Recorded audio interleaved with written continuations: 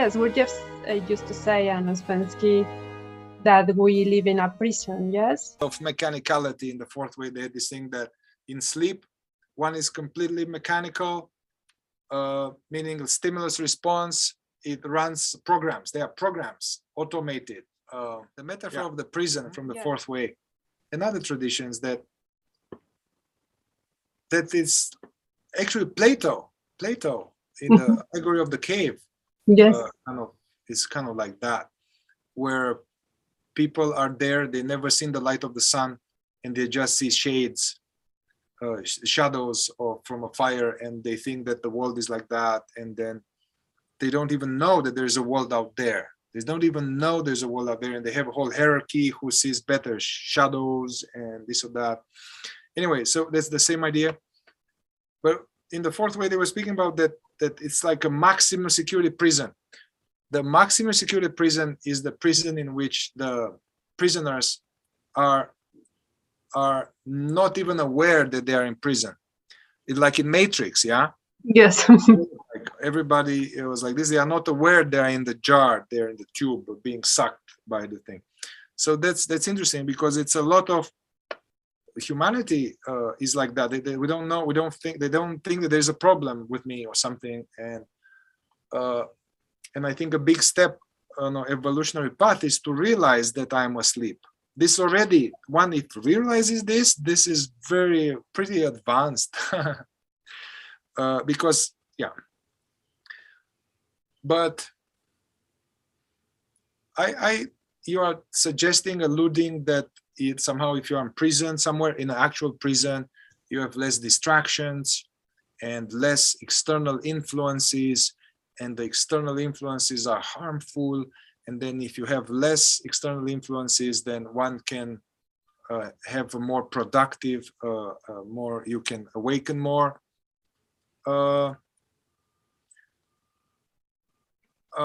disagree with that. Okay.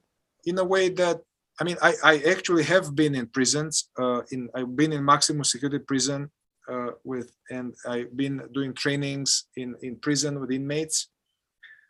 And yes, some of them, very few,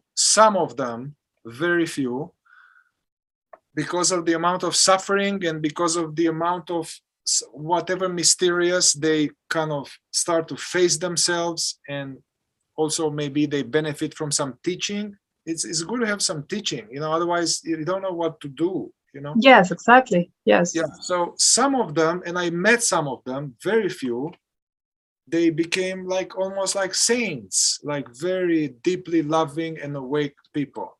Mm-hmm. But the large majority of them, overwhelming large majority of them, they don't. Exactly. Okay. Like that. I don't resonate with this thing that this like being in the world and having a job and me talking to you here, it's a distraction. It's a destructive influence. And that somehow I should go somewhere on the mountain and be by myself. There's a whole thing in the fourth way was that there are paths like that, especially in the past. In the past, hundreds of years ago, most people who were seriously interested in God or liberation, kingdom of heaven, nirvana, the path would include renunciation. There was the large majority, it included renunciation. I have to go to the top of a mountain, a cave, a monastery, an ashram, and renounce the world, dedicate myself to that. The fourth way was not like that, and the Sufi way was not like that. They said, no, actually it's a higher path to be in the world and do this work in the world. Because why? They were saying that you go, you pray, you go on a mountain and all of that, free from desire, free from need to make money, free from anything, then okay, you still have all of this inside. I mean, that's intense. But the theory was that, okay, one can attain certain kind of spiritual growth, but then if you take that person and you put him now in the city, he's not used to all of that. He's going to lose it. It was the theory. So yeah, I totally, I'm on the path of being in the world. And then actually, these are not distractions. These are, everything is my teacher. These are all opportunities. Everybody, all the problems in my life, with people, with jobs, with relationships, with money, with love, with anything, it points, it shows me what I need to work on, you know? Yes, well, yes, I remember a movie about a Zen student that was in a temple all the time, and it was like, oh, become to a realization, and then went to life, and he married and have children, but he became jealous and killed her. Yeah, I wife. like that. There was a nice movie with a Yes, spring, summer, or something. yes, I don't remember the name, but It yes, was like spring, summer, autumn, winter, or some Korean or yeah, Japanese movie. Very was good. very good example of these Yeah. things.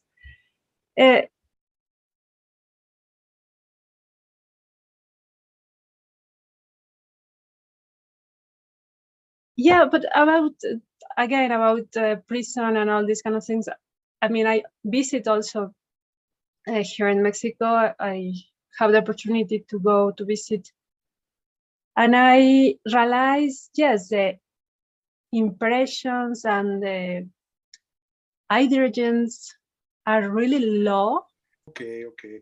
Also for the people here, like when you talk about these impressions or hydrogen,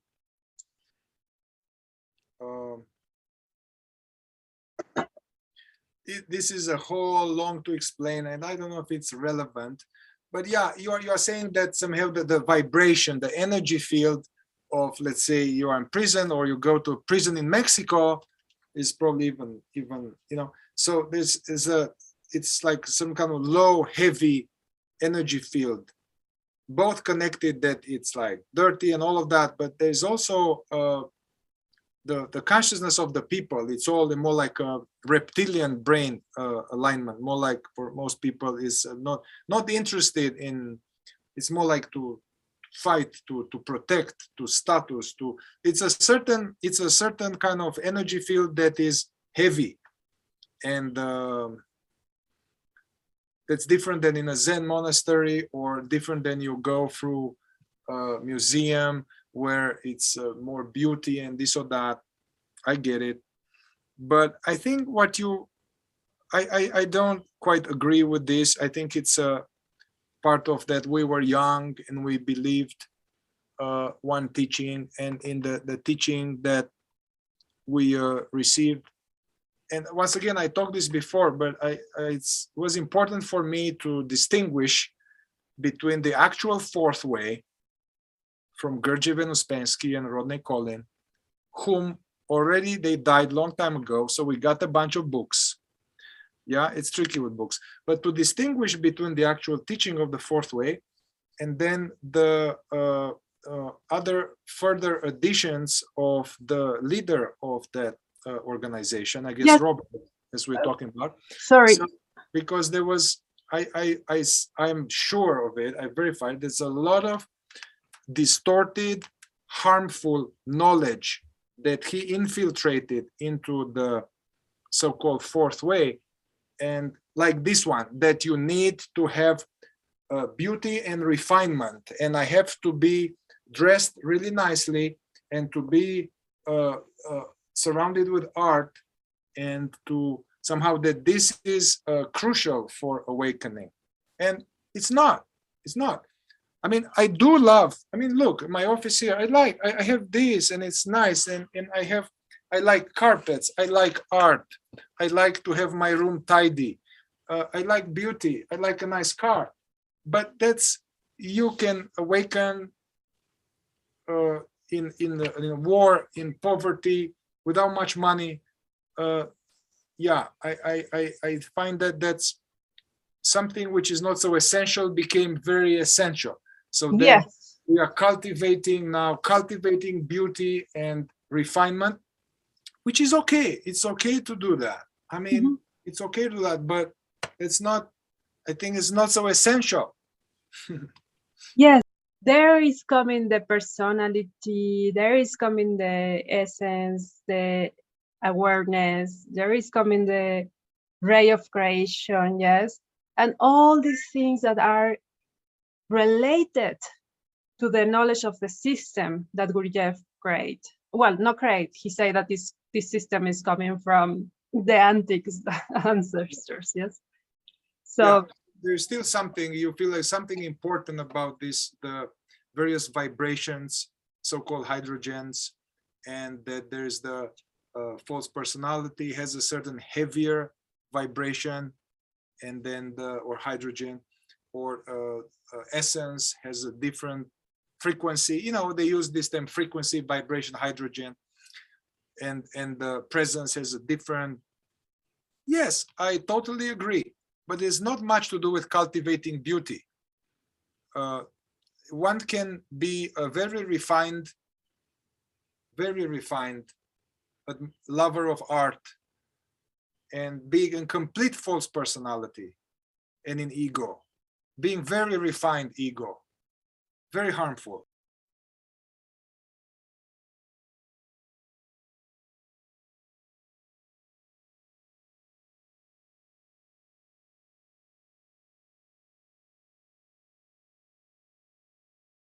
that is false personality for you, ego, but also for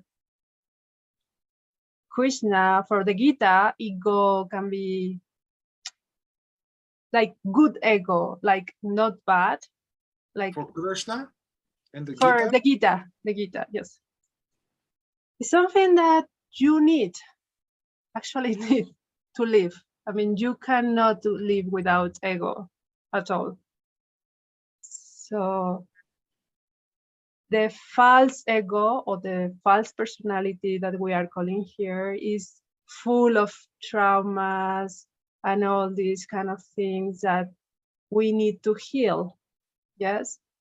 And when we live in that false ego, we keep giving pain to others without knowing, and to ourselves, actually. And we go to addictions, different kind of addictions, television, food, shopping, impressions, maybe can be the other addiction to impressions, higher impressions. Even to ourselves, no? So the point here is that if you can, I don't know, this, how do you work with this? Let's go back a little bit with this ego, false personality, and the Gita.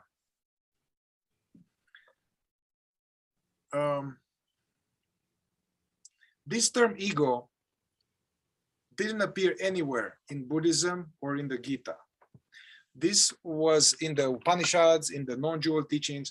This term ego started to appear when British scholars, they started to get and translate Hindu texts or Buddhist texts, and then they encountered this term avidya. Avidya is the term they translated as ego. And also these British scholars, they were influenced by the development of Freud and Jung. Yeah, and Freud and Jung, they started to this, the ego, the superego, and all of that. So then the scholars who actually were not actually really necessarily on a spiritual path, you know, you can read all those books behind you, all of them, and you can be just as miserable as before, you know. And they translated the word ego, the best understanding. Now, the more correct translation of this avidya is ignorance. Ignorance, a state of ignorance, a state of being asleep. That's what I just want to make sure there's no ego in actual these texts. But okay, at the same time, that's fine. The British and the European and Western psychology, they call ego. Okay, that's fine, because it still refers to false personality. I have them equal, false personality. Let's put some more terms here which are synonymous. Let's say, also in the fourth way, they call that the false personality is the imaginary picture of oneself. I like that. I like that a lot. So it's what I believe to be, but it's not real and it's not true. Now, yeah, ego or false personality is the imaginary picture of myself.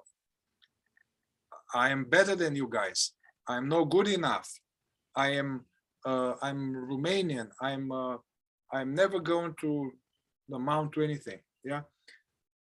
Eckhart Tolle talks about the mind-made sense of self. Ego, mind-made sense of self. Other traditions, so it's made by the mind, is actually not real. It's a construct. Other traditions, they speak about the separate self. The separate self. Why I like this term too, because when we are in that condition, we feel separate from everybody, separate from God, separate from everything. Yes, yes. Now I use it like this, but I like when some of my teachers, they were like saying this. I don't really like to use the word ego because it gives the feeling that there is like a something. It's a noun, substantivo or something. It's a noun, ego. It's like, feels like there's a something. But actually, if you try to find it, you can't find it. It will be just a bunch of thoughts and memories and reactions. So it's I like in this idea that the ego or false personality is more like an activity. It's an activity. It's not like a something. It's more like, I would say it's better to say egoing. There is egoing. Egoing, okay. Egoing is an activity. It's like selfing, because you can't actually find it. You can't find it. It's a story. It's a story. It's a reaction. And also, you asked me before, I like one of these teachers, non-dual teachers these days, they talk about that it's selfing, it's the selfing, or force, it's not ego, it's the selfing, it's an activity of being identified with a story in our head.